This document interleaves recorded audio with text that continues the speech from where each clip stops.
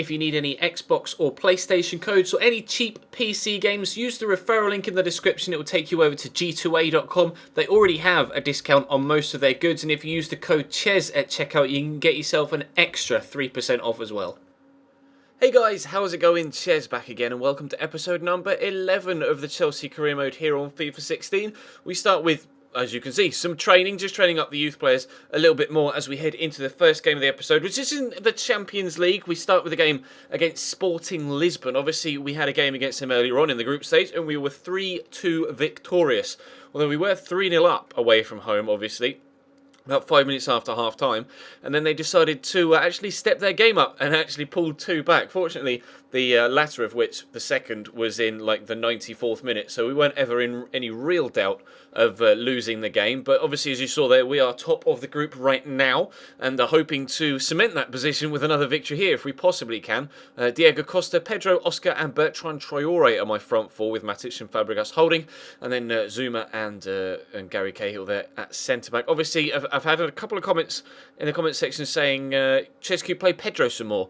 And to be fair, I started the season picking Pedro over Willian. Then Pedro's form dipped off, so I picked Willian, and Willian's form has been pretty solid, but Pedro is still going to get some rotation football. Obviously, Brian Ruiz was a very good player for them in the first game, and we'll be hoping he can have a worse game this time around. Obviously, playing away from home this time for Sporting Lisbon. The first game was at their ground, but we got off to a great start. 15 minutes in, Oscar puts the ball into the back of the net. Obviously, Paul Pogba has been holding down that cam spot over the past few games.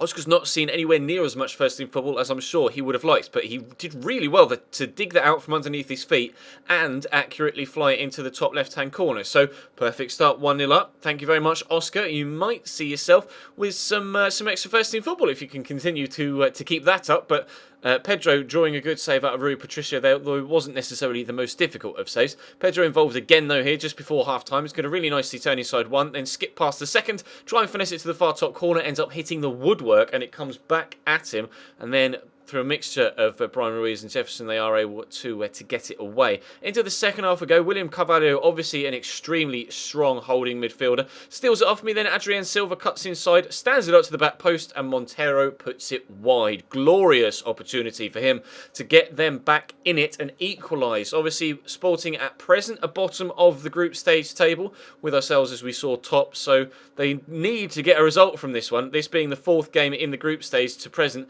They play it through to Gutierrez, and unfortunately for him, he wasn't able to get it past Asmir Begovic, so 1-0 the scoreline remained. But that didn't stop them from coming at me. Andre Carrillo, obviously an extremely quick player, fantastic dribbling as well. He's got 5-star skills. We've seen him move to Barcelona in another series, but in this one, he's still at Sporting, drawing another good save out on the far side of Begovic again. I believe it was Teo, the man that they looked at there. It may not have been, but it wasn't Andre Carrillo who I was talking about, because he was the man that set the move up on this right-hand side. But speaking of the right-hand side, there's plenty of space on the right-hand side here for Bertrand Traore. Cheeky little nutmegs through the legs of the defender, but I was so disappointed with that finish from the youngster over there. Obviously, he's had a fantastic season for us so far, but that was particularly disappointing. I would have put my house on him scoring from there, but never mind. We take a 1-0 victory, and we can't really complain too much with that. That's 4 wins from 4 in the Champions League group stage now. Up next is a trip to the Britannia Stadium. Obviously, a very, very difficult place to go in real life, but they're not having the best of seasons. 19th in the league so far, and only 8 points from 11 games. They've got a strong side, though. Jadon Shaqiri's in there, Marco Arnautovic playing a 4-4-2 with two holding midfielders in Glenn Whelan and Steve Sidwell. But the attacking side of their side is very, very good. They've got Bojan on the bench as well, so it could bring on him later on in the game to cause us some problems with quick, fresh legs when, our back four, or back six, if you include the holding midfielders, are tiring. Loic Remy starts up top in this one with Willian Hazard and Paul Pogba at cam. Ramirez and Ruben Loftus-Cheek in the holding midfield roles for me in this one. Obviously, with games being played midweek, etc., we have to rotate the squad, and I'm trying to figure out, which players are in the best form. We've seen, and as we've mentioned, Paul Pogba's been in good form, but Oscar scored a good goal in the previous game, so I was hoping that Paul Pogba could perhaps put in a display here to try and put the fight, or take the fight to Oscar for that first team spot. We've been scoring not that many goals, but we've been keeping clean sheets, although we come close to losing our clean sheet there as they hit the top of the woodwork. We come on the counter-attack. Ruben Loftus-Cheek quickly to Paul Pogba. There's only really one option to play the through ball there. It's up to Loic Remy. Fortunately, he's a lot faster than Diego Costa, so he can get away from defenders. Squares it back to Paul Pogba, and how is that for a finish? We thought Oscar's finish was pretty damn good in the first game. If you didn't notice in the real-time view, then definitely have a closer look at the slow-mo replay. And a ridiculous finish from Paul Pogba. Yeah, that was a Rabona finish you just saw. Look at that. That's just outrageous from Paul Pogba. The fight between him and Oscar for that first team cam spot is most definitely on.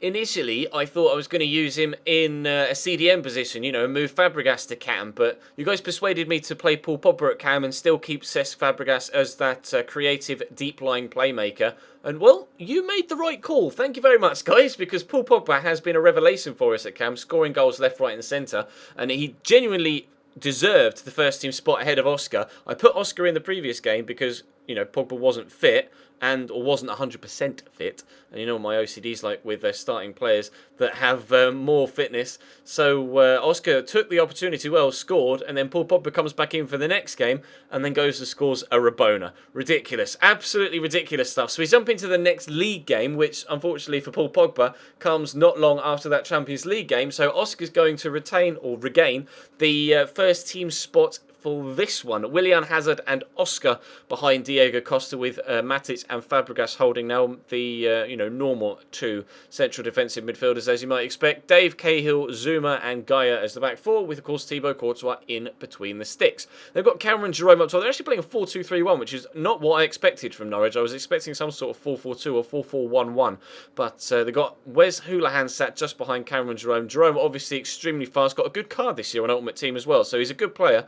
So we need to be wary of that going forward, especially with the pace and trickery of Nathan Redmond on the far side. But then Oscar does this again. He cannot stop scoring right now. And I don't know. I think I'm going to call this episode the Pogba versus Oscar fight, or something of a similar kind. He just powers his way through there. That was Pogba-esque. And then that finish on his left foot.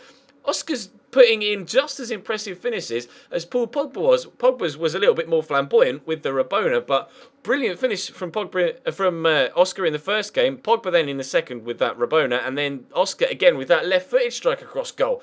1-0 win in the first game, or 1-0 win in the second game, hoping to hold on for a 1-0 win here, but as you've seen, Norwich are having a lot of the ball in this second half. Olsen is going to stand the ball up to the back post, up Stephen Whittaker from right back, and he's going to head the ball wide of the target. Fortunately for me, Kurt Zuma looking back, hoping that that sort of thing doesn't happen again. Got a bit isolated there at the back post. Play the ball through to Hazard here. So much space in behind because obviously Whittaker was pushing a long way forward. Hazard dances past him. He's going to try and dance inside the second defender as well, which he does so. Tries to guide it in that bottom corner, but it comes back off the post. We've hit the woodwork a lot in today's episode. 4 or 5 or 6 times we hit the post or bar, and the opposition hit the post and bar as well.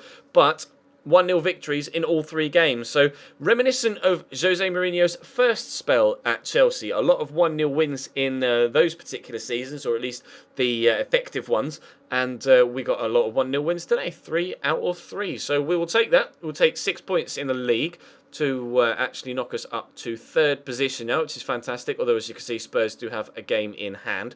And we'll take the 3 points in the Champions League as well. Sporting are now probably out, I think.